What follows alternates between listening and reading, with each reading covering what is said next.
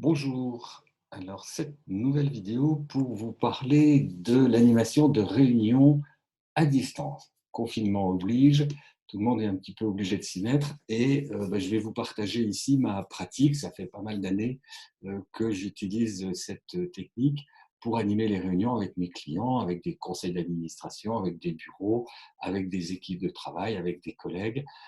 Jusqu'à 50 personnes, c'est possible. On arrive à faire du très bon travail à distance avec un outil comme celui-là. Moi, j'utilise en ce moment Zoom, mais il y en a plein d'autres qui ont à peu près les mêmes fonctionnalités. Alors, la première chose, c'est qu'une présentation, une réunion en Zoom, c'est à plusieurs évidemment, il y a un élément central, c'est l'animateur. C'est moi qui initie la réunion, je vais être l'animateur et je vais m'adresser à mes participants. Alors aujourd'hui, je suis tout seul à l'écran, je n'ai pas les petites fenêtres des différents participants, mais évidemment qu'elles vont s'afficher là normalement. Donc, quand j'anime, je suis à l'écran, c'est moi qui parle. Maintenant, il y a d'autres manières de faire. Par exemple, je vais vous montrer tout de suite. Je vais prendre un support pour mon explication, pour structurer un petit peu mon propos. Et ça, je vais pouvoir vous le partager en direct. Il suffit que je fasse partager l'écran et que j'aille sur la page que j'ai préparée. Et là, vous avez mon écran qui s'affiche avec un premier slide. Voilà. Et puis, il y a ma petite vignette et voilà, et je peux avoir les vignettes des participants en même temps. Voilà, ça permet, comme dans une réunion classique, d'animer la réunion avec un support pour des points importants, pour structurer un peu les choses, etc. Voilà, je ne suis pas un grand fan de PowerPoint, mais ça peut vous donner des idées. Et puis, je sais qu'il y en a encore beaucoup qui l'utilisent, donc je voulais vous montrer ça. Ce qui est important, c'est pour préparer une réunion, enfin pour bien animer une réunion, faut la préparer. Comme toutes les réunions d'ailleurs, mais avec la visioconférence, c'est encore plus important parce que on a moins de place pour l'improvisation et le cadre technique qui nous contraint un petit peu et ça oblige à préparer des choses. Ce PowerPoint, je l'ai préparé en avance. Au niveau de la préparation, qu'est-ce qu'il faut? Préparer l'objectif comme une réunion classique, définir l'ordre du jour qui sera présenté dans l'invitation qu'on va donner à nos participants. Quels sujets vont être traités? Voilà, qui va faire quoi? Identifier les résultats, les livrables à la fin de la réunion, établir l'agenda, organiser la logistique et notamment les invitations Zoom. Alors, avec certains publics qui n'ont pas l'habitude d'utiliser un outil comme ça, c'est important des fois de préciser quelle configuration technique il faut, quel outil, etc. La logistique aussi, c'est-à-dire qui va être invité, à quelle heure, etc. Envoyer les invitations Zoom et prévoir un petit temps des fois avec certains qui n'ont pas l'habitude, qui sont jamais connectés de cette manière-là, vérifier qu'ils ont bien le matériel et que ça va bien se passer. Voilà. Et puis collecter les informations, préparer les informations, les schémas. Il y a besoin un peu plus de préparation quand on travaille comme ça.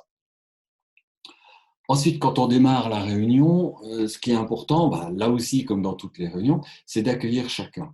En visioconférence, il y a des fois besoin d'un petit peu de temps pour que chacun réussisse à se connecter. J'ai pas le code, je l'ai oublié, ça marche pas, j'ai pas le son, etc.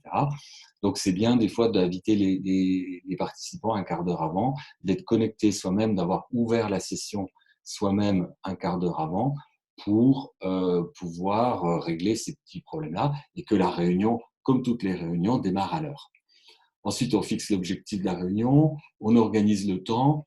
Moi, je vous conseille de ne pas dépasser 2 heures parce que ça demande beaucoup d'attention et c'est fatigant. Et voilà. Puis aussi, on a d'autres choses à faire. Donc, essayer de limiter à 2 heures et se tenir vraiment à ça. Fixer les règles de conduite, là aussi, ça fait pas de mal de les rappeler. Voilà, la présence, on est vraiment présent, on n'est pas avec son téléphone, on fait attention. En système de visio et en période de confinement, il se peut qu'il y ait du monde autour des enfants, etc. Alors, on peut être tout à fait tolérant sur les enfants, c'est bien normal. Simplement, il faut que la personne puisse être vraiment concentrée, à l'écoute de chacun, éventuellement le micro coupé pour pas gêner tout le monde avec des bruits parasites, et puis pour qu'il n'y ait qu'une seule personne qui parle en même temps. Ça, l'animateur peut très bien, en un clic, couper les micros de tout le monde et réactiver le micro de celui qui demande la parole avec un petit geste. Parole mesurée, comme partout, encore plus en visio parce que la cacophonie, quand il y a plusieurs personnes qui parlent en même temps, on ne s'entend pas, c'est très désagréable. On ne peut pas faire d'aparté comme des fois on a le tort d'en faire en réunion. Donc il faut vraiment faire très attention et aussi vérifier que ce qu'on a à dire concerne bien tout le monde. Là aussi, les ping-pong d'échanges verbaux de deux personnes entre elles, alors qu'il y en a 20 qui sont spectateurs et qui attendent que ce soit fini, ça, il faut vraiment éviter en visioconférence. Voilà. Euh, Ensuite, il y a besoin de répartir les rôles. L'animateur, il ne peut pas tout faire, comme dans toutes les réunions. Déjà, être l'animateur, c'est bien. Je ne peux pas, quand j'anime, que je gère la parole, etc., que j'anime les débats, je ne peux pas en même temps prendre des notes. Et puis, ce qui est important aussi, c'est d'avoir un gardien du temps qui va m'alerter et qui va alerter tout le groupe en disant attention, le temps passe, on a déjà passé un quart d'heure sur le sujet, il ne reste plus que 5 minutes sur ce point-là, etc., pour vérifier qu'on a bien respecté les choses. Alors, il se peut que lorsqu'on démarre la réunion, il y ait des sujets nouveaux qui apparaissent, qu'il y ait des choses à rajouter dans l'ordre du jour. À ce moment-là, on choisit de décaler. Soit on raccourcit les séquences pour en caser une de plus, soit on enlève un sujet pour mettre le nouveau sujet à la place, sachant que dans tous les cas, il faut finir à l'heure. Ça, c'est vraiment, vraiment important. Voilà. Le compte rendu, il est important. Alors, petite astuce, il peut être tout à fait fait en ligne. Si j'arrête de partager mon écran, je peux aller sur une autre page. Voilà. Euh, je peux, par exemple, mettre à l'écran une page Word dans laquelle je vais taper en direct le compte-rendu de la réunion en direct, comme ça tout le monde voit ce qui se passe en ligne. Ça peut être très intéressant. On peut même construire des documents ensemble avec des outils comme Framapad qui permet à plusieurs participants de partager, de construire un texte en même temps. Chacun rajoute une ligne et chacun a une couleur, ça marche très bien. Et ça permet de faire de la construction vraiment ensemble. Ça, c'est des points qui sont super intéressants. Voilà, j'annule ça, j'arrête là, je reviens. Euh, il y a ensuite beaucoup de choses qu'on peut faire, comme en réunion classique. En visio, plus on va être vivant et plus on va sortir du seul cadrage de la vie de l'individu qui parle devant la caméra en plan fixe, finalement. On peut aussi, donc, avec des présentations PowerPoint, avec du texte qu'on écrit, varier les plaisirs. Je vous ai listé deux, trois méthodes qu'on peut appliquer aussi, enfin deux, trois principes d'animation. La manière magistrale, ça va être, voilà, quelqu'un parle, je parle et vous écoutez, et éventuellement vous pouvez poser une question si vous levez la main. Voilà. C'est descendant, c'est pour passer des informations. Voilà, on connaît bien ça en réunion, c'est pas ce qu'il y a de plus participatif. La présentation, c'est ce qu'on vient de voir, c'est quand on utilise un diaporama, des visuels. Alors ça peut être une vidéo aussi, ça peut être des dessins qu'on partage, ça peut être des photos, ça peut être plein de choses. L'idée, c'est de rendre le propos un peu vivant et que les participants ne voient pas toujours que ma tête. Le compte-rendu qui est partagé, c'est ce qu'on vient de voir avec Word. Et puis, je vois que j'ai noté deux fois la même chose.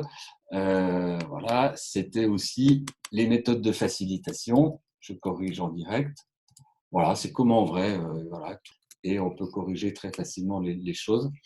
les méthodes de facilitation qui permettent d'animer très bien, y compris donc en visio, des débats avec des groupes.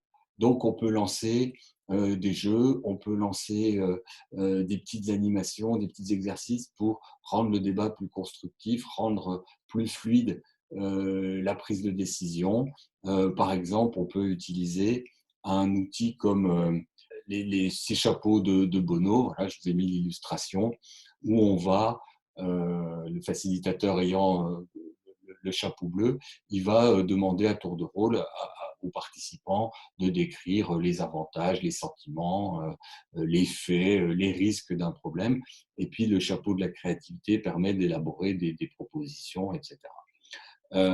Voilà, je vais pas détailler la méthode ici, mais c'est des choses qui marchent très bien et qui marchent très bien en réunion physique et qui marchent tout à fait aussi bien en réunion en visio.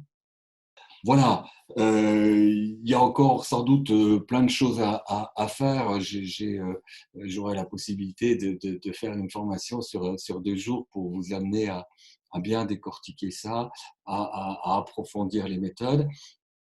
Voilà, donc vous avez vu, il y a plein d'options possibles. Alors, surtout les points à retenir pour une réunion pardon, à distance, ça se prépare. Vous avez vu que c'est important et surtout si vous voulez rendre l'intervention assez vivante et participative, et c'est le but, ça demande un petit peu de préparation. Faites-vous aider, faites appel à un facilitateur au besoin, c'est quand même toujours beaucoup mieux.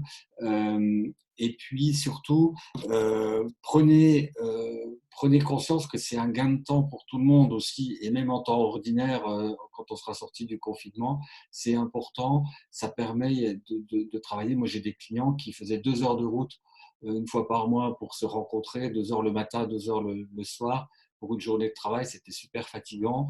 Je leur ai fait découvrir la visio et ils ont adoré. Et maintenant, ils font une partie de leur réunion comme ça, au moins une sur deux, et ils gagnent beaucoup de temps. Donc, en visio, on peut vraiment très bien travailler à distance, donc il n'y a pas de raison de tout arrêter, il n'y a pas besoin de laisser les gens euh, comment, tout seuls dans la nature, et vous n'avez pas besoin non plus de faire du face-à-face, d'appeler chacun individuellement, ce qui prend énormément de temps.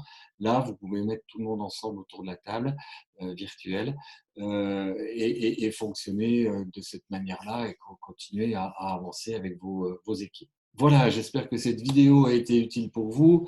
Elle est à votre disposition, n'hésitez pas à la partager. Elle est faite pour ça. Et puis, encore une fois, restez chez vous, c'est plus prudent. Et puis, bah, bon courage dans cette période. Prenez soin de vous. Voilà, à très bientôt. Merci, au revoir.